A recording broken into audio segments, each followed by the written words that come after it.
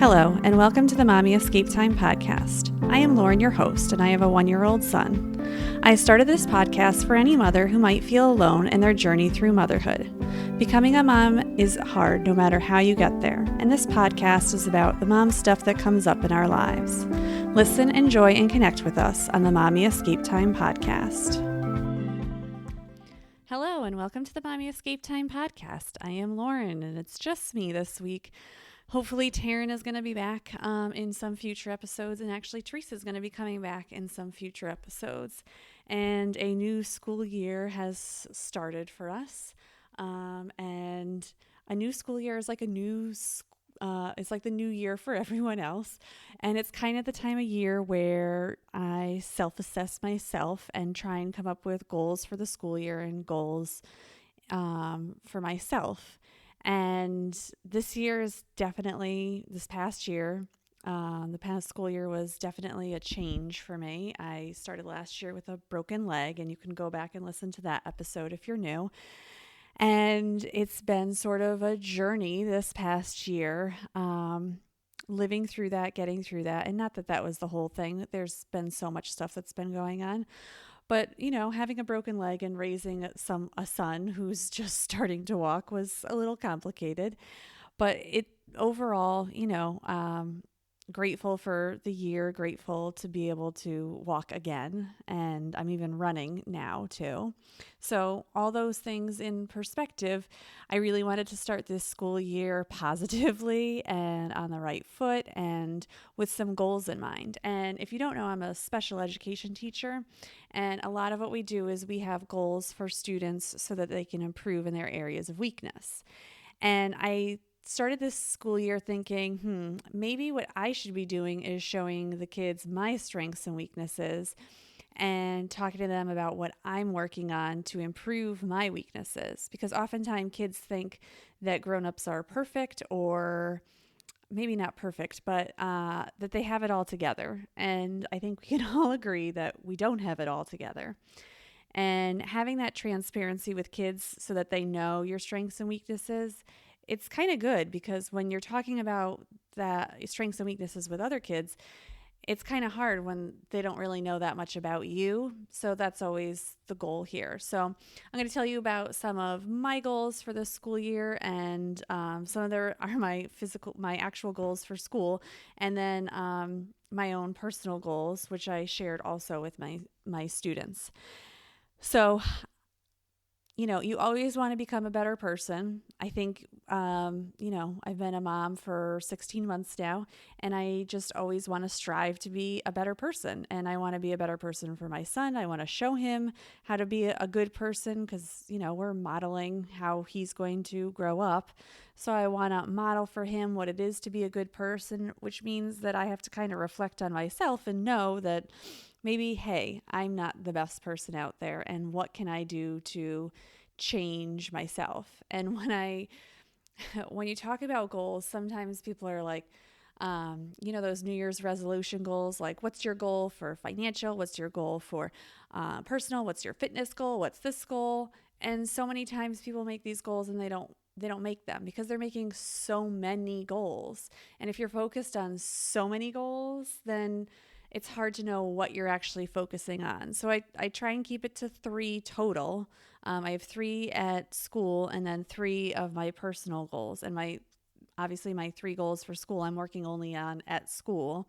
And then my personal goals are, all the time. So we'll talk about that. So my goals at school, the first one that I struggle with the most is handing back papers to students. And to most people, it's like, how hard would that be? For me, it's very hard. If this year I'm in 4 different classrooms. I teach 6 classes total. So 4 of those I'm in a different classroom each time.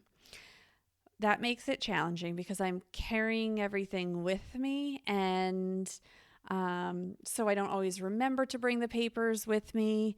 I'm in different places, and last year I didn't really have a home base. My home base was my backpack that I had to carry or wheel around with me at first, and then actually students carried it part of the time too for me around. And it was hard. It's hard to have your whole desk in your backpack. And this year I'm back and I have a desk in a central location. So I was like, there's no excuse. I should be able to hand back papers on time, even though I'm going to be in different rooms. So I had gone onto Pinterest to try and figure out a system of organization, which I could try and explain to you, but it's so convoluted. I don't know if anyone would be able to understand it. But one of the main things that I do is each class that I have like a basket where I have all my materials and all my plans, future plans, past plans, everything. It just goes in that basket and everything lives in that basket. And I also have a laminated piece of paper that says like the things that I'm going to do every day in the class so I can check them off. So I have that I'm going to write the objective on the board, take attendance, hand back papers, hand out homework, and take a picture of any notes if I don't do it a specific way. If it's not a way that I can make save it and print it out. Depending on what classroom I'm in, that's a situation that I'm in. So I think having that checkoff list that I have, and the kids know, I said, you have to help me hand back papers and make sure that I hand them back. And I don't mean like, oh, hand them back. I mean like I took the papers yesterday. I should be handing them back the next day or 2 days after, if it's like a longer test, because that immediate feedback is what they need. And when I grade, I grade and I write all over, and I actually have the kids, I'm having the kids do some reflection after every assessment they do this year so that they can really start reflecting on what they're making mistakes on to improve on. So that helps. And the hardest part last year is that I just had students that were absent all the time, and I really can't hand back a test unless all the kids have taken it. It's just not fair to all the kids that way. So I told the kids that's the only thing that would prevent me from handing it back. But what we're going to do, the kids and I came up with it, is I'm going to hand it back so that they can see what they've done wrong, but I'll have to collect it back until everyone has finished the test. So that's my big thing. I'm going to start handing back papers in a timely fashion. My goal is 1 to 2 days. And I always tell the kids, you have to help me also. It's not a goal that I'm going to be perfect on, but we're going to work on it together. And the second thing that I said that I'm definitely going to do this year is writing the schedule on the board. And I say it as writing the schedule on the board as what are the things that we're going to be doing in the classroom. Typically, it's not like just take notes. A lot of the, this year I basically only teach math. So it's kind of like, what is the structure of the class going to be? Is it going to be start the class with homework, reviewing the homework, then either reteaching or pre-teaching the next set of math problems and taking notes and doing practice, or doing an activity, or whatever the activity is for the day. I'm trying to give just a basic one that people would understand. But I'm going to start the day with writing the schedule on the board. Again, it's on my list of things to do on that checkoff sheet from handing that I talked about for handing back papers. So I'm excited that hopefully this system is going to help me. And like finding it on Pinterest kind of helped me to focus a little better, because I'm always in different places. I just always feel like I'm catching up. And I also always feel like I'm in a rush. Like I only have the kids for X amount of minutes. I can't take a minute to do this, even though it would help all of us to know what's going on. And if I had the schedule on the board, it's also easier for me to check it instead of, looking at my plan book or checking to see, what's next. We can just all look at the board and say, okay, we've done this, and check it off. Now we're moving on to this. I think it just kind of helps the flow of the classroom. And I think my concern of always being rushed that we need to use every single second doesn't always work. If I can write all that stuff up on the board as in passing time, if I can get to that class before the bell rings, then that's definitely what I'm going to do.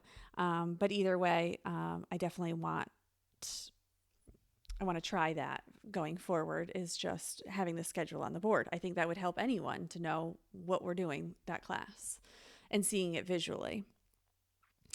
Because I say it orally, but I don't always, put it up on the board.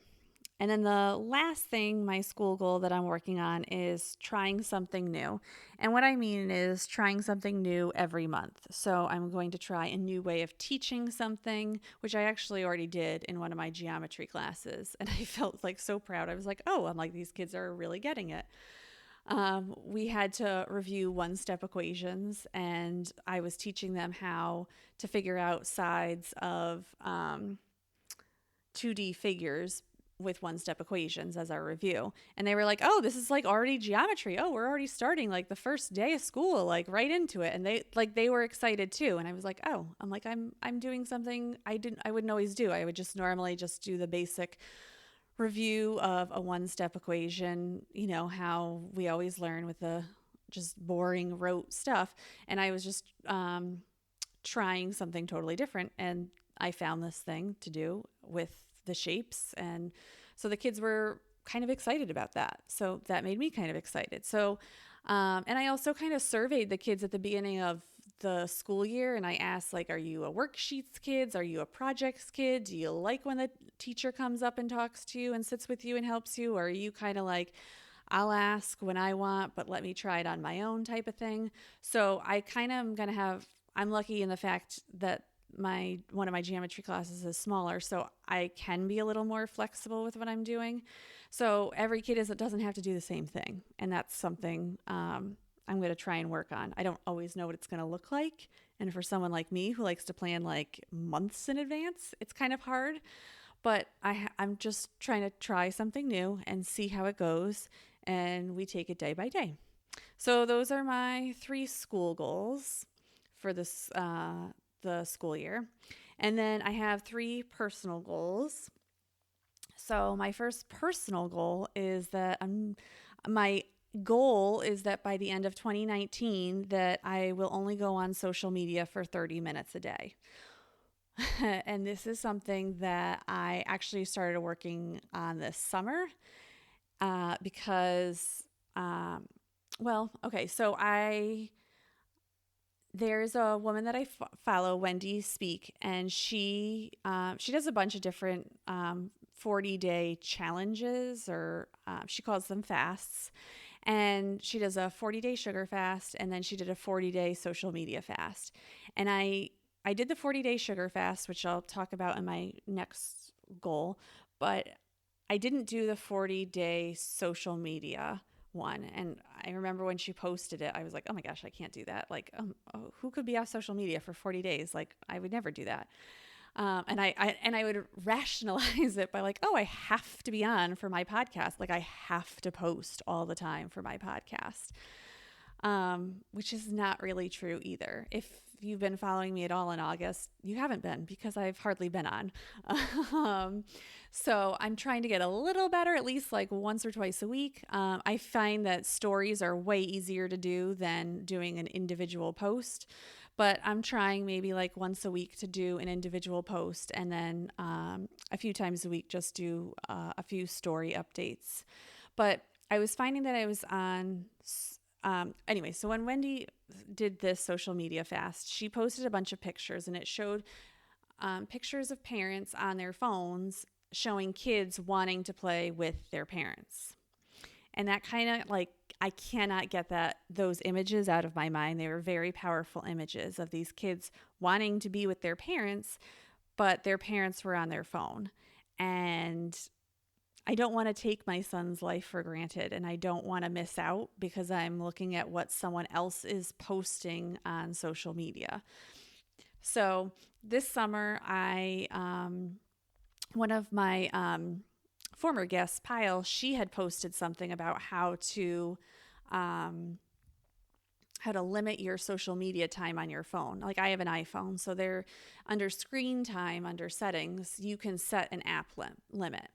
And I remember the first time I did it, I was like, oh, I'll put it at 2 hours. There's no way I'll make it to 2 hours. totally got it to 2 hours, no problem. I think before my son, no, it was during my son's nap the first day.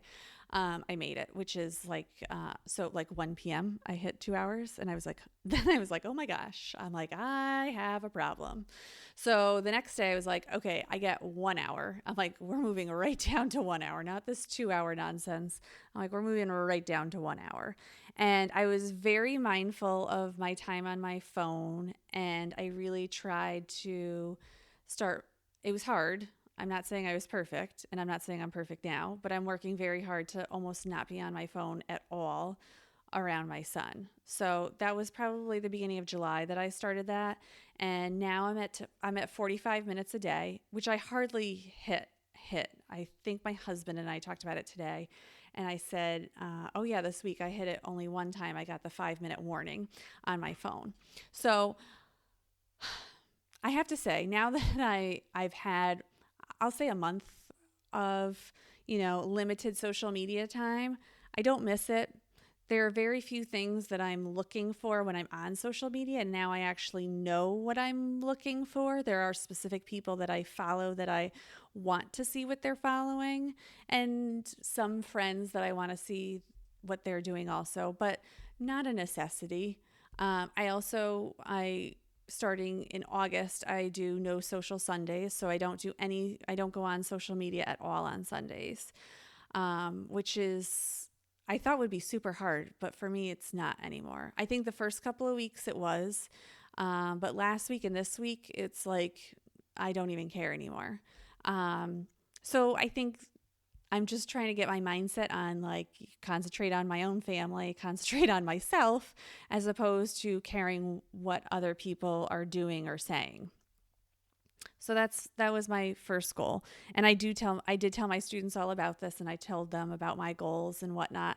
And because obviously it's I don't want to say it's an issue, but kids get wrapped up in social media a lot, and I can't get up there and tell them, like, get off your phone, you shouldn't be doing it, if I can't do it myself. It's very hard to do that, to say to kids, you can't do this, and I'm just going around and doing the same thing. So my second personal goal is that I'm working on eating less sugar, and I was doing so well. I did a sugar fast with Wendy Speak, who I talked about before, and I'll put a link on my website about her. She's coming out with a book in November about the sugar fast. She's done it for 5 years in a row, and it's always, it's not like the first week, it's like the second weekend in January, and it ends like almost like right after Valentine's Day. And I did it this year, and it definitely made an impact in my life. So I'm trying it again. I will do it again definitely this year, but I can't wait that long to make some sort of change. I made gains, like reducing the amount of sugar that I had total in my diet and not needing dessert all the time. And this summer, I don't know. I don't know if it's just because I was home all the time and I could make things, or the grocery shopping was just so much easier to do, and I'd be like, oh, we'll just grab this. But dessert has just been, it's been constant with me. So I'm really just trying to change that, and just eat less sugar. I don't really have I think my goal is just to not have it in the house. It's very easy at work not to have sugar because you just eat what you bring, but it's not as easy when I'm at home, especially at night. I don't know why I have this need to have dessert. And I'm trying to find other things, at least up here in New England. It's almost apple season, so it'll be a lot of more fruit desserts at least. So I feel like that might be a little better for me. But definitely that's the goal, is just to eat less sugar. And it's not that I'm eating a lot of processed foods. It's literally that I'm just eating like cookies. Ice cream is the biggest one. I mean, I could eat ice cream every day, all the time, no matter what. So I just have to start filling up on more real foods to just make myself feel better. And then my last goal is kind of getting out of my same workout routine. which sounds like, okay, who cares? But it actually, my goal is to try and spend more time with my family, just more focused time with my family, and not being like, okay, today is Saturday and I have to do cleaning and I have to do cooking and I have to do my workout and I have to get this walk in, and it's just a big check off sheet, like these are all the things that I have to check off to get done today. And my workouts kind of feel like that. So my goal right now is that Monday through Friday, I wake up at 5 a.m. and I work out for a half an hour. So whatever that looks like for me. I try and do 2 days of weights and then 3 days of stretching and 10 minutes of bike. So that's what it looks like right now. And then Monday, Wednesday, Friday, I'm trying to run 30 minutes after work. So I change at work at the end of the day. When work is over, I change. I have the stroller in the car. I go pick up my son, and then I take him to a running path, and we go run for however long I want to run. And I used to run Monday, Wednesday, Saturday. So Saturday mornings, I would have to get up, take my son with me, go run, come back, and then start my day, which was fine. And I might have to do that sometimes. But it was just nice. It's been so nice to have my Saturday mornings that, like, there's no rush. We don't have to get up for anything. We're just, when we get up is when we get up. If we want to go for a walk, we can go for a walk. If we don't want to go for a walk, we don't have to go for a walk. Like, there's no set schedule of things on Saturdays and Sundays. It's just, we're just going to do what we need to do and just get that accomplished. So that's been working. I mean, granted, I've only been back at work for 2 weeks, and twice it has rained, and I've known that it was going to rain on either Monday or Wednesday when I was going to run.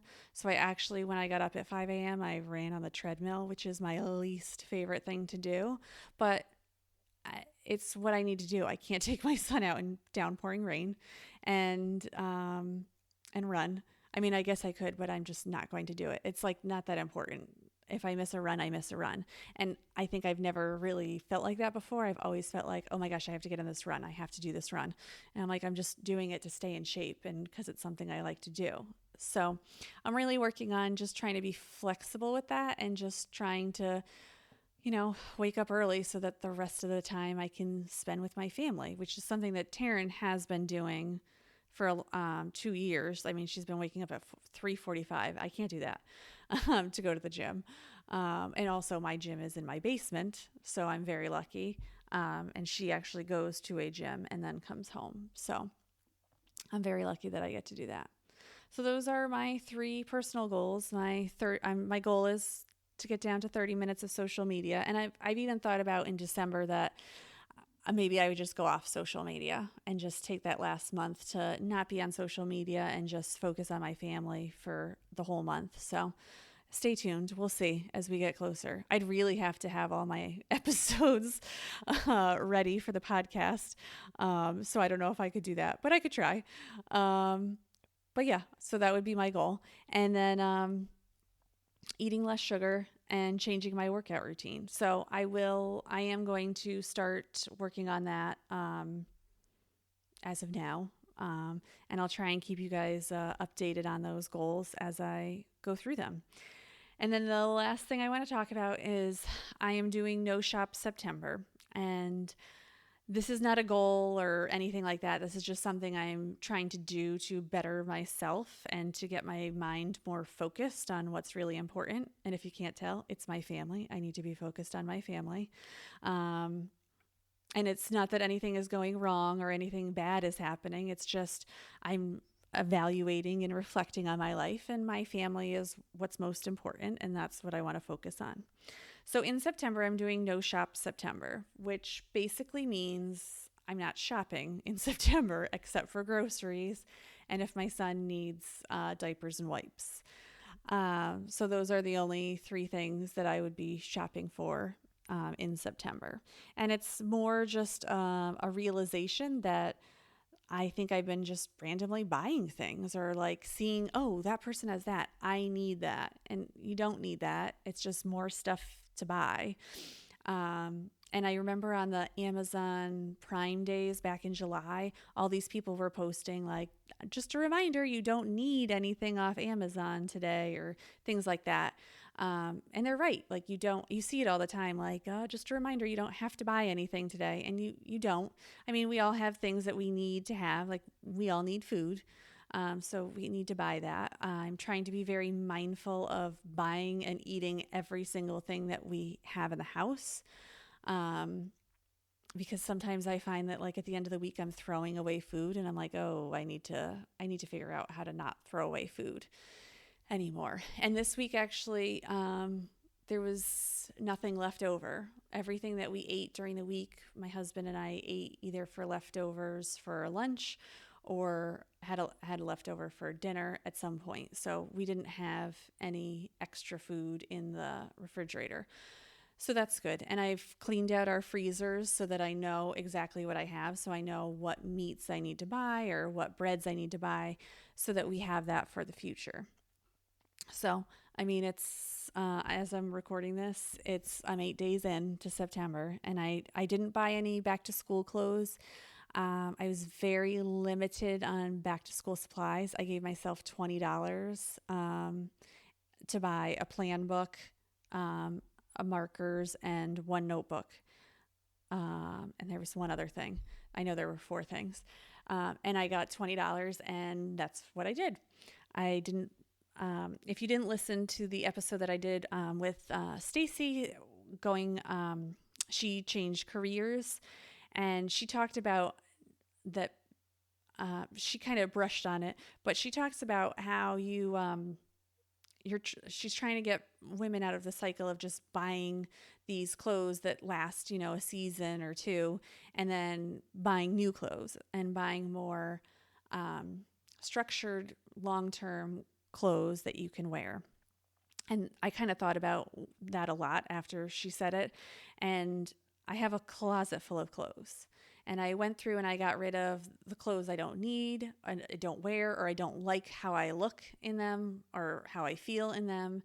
And I'm going through all my clothes, and if I don't wear something in a season, then it goes, because if I'm not picking it out to wear it, or I'm wearing it and I'm like, oh, I don't like this, then it shouldn't be in my closet, because I don't know when my mind is going to change to want it.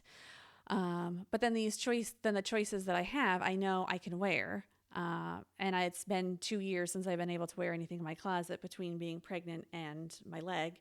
So it's like a brand new wardrobe anyways for me. So I'm very excited to just try that out this year. So those are my goals. I'd love to hear if any of you have goals, even if it's like one goal that you're working on. It's a lot. To work on goals and to keep going back and looking at them. I do have them posted above my desk at work, and I do have, I'm writing out the goals to put in my bathroom so I can see them every day, so that it's a reminder for me of my goals. And we'll see how it goes. I mean, I have a whole school year to work on them, so hopefully by the end of the school year, I will have improved on all these things. And I will do a mid-year check in January to see how I'm doing. But yeah. So I do also want to, I want to start highlighting people that I do follow on social media, because I know I did an episode about the people that we follow on social media, and a few of my guests have come on and talked about it too. But I think, maybe once a month, or if I can remember every show, to highlight someone that when I do go on, I'm actually looking for. And so the first one I'm going to talk about is Victoria. And Victoria is hopefully this is not too much of a spoiler. I don't know how many people watch Dallas Cowboy Cheerleaders, but Victoria became a Dallas Cowboy cheerleader this year. And she tried out last year, and she was the second to last cut. And then she tried out again this year, and she does make the team. And The interesting thing about Victoria is that her mom was a Dallas Cowboy cheerleader. And it was very hard for Victoria because she knew the director when she was trying out and the choreographer, and she knew all the judges and everything like that. And, it's twice as hard for them to make it. And her journey from the year of her not making it to the year of her making it this year, and I haven't seen all of the episodes yet because they're not out yet. It's amazing to watch. The way she has transformed has inspired me to transform how I want to be, because this girl is like 19 years old, and she dug deep and changed her whole life. It's like amazing to see how much she's changed, how much she's grown, how mature she is, how smart she is, it's like amazing. I don't know how else to describe her. She is very inspirational, and she is definitely a hard worker, and definitely someone who saw that she didn't get what she wanted and didn't take no for an answer, and she still worked at it. And it was amazing to see. And I hope her mother is so proud of her, because I'm so proud of her, and I don't even know her. I'm just watching her on TV, and I think she's amazing. So if you do want to follow her, she's on Instagram, Victoria A. Kalina, and she's great. She's fantastic. She's just a wonderful human being, and I hope you all follow her. So anyways, have a great week, and I hope you enjoyed the Mommy Escape Time podcast, and we'll be talking to you soon. Bye.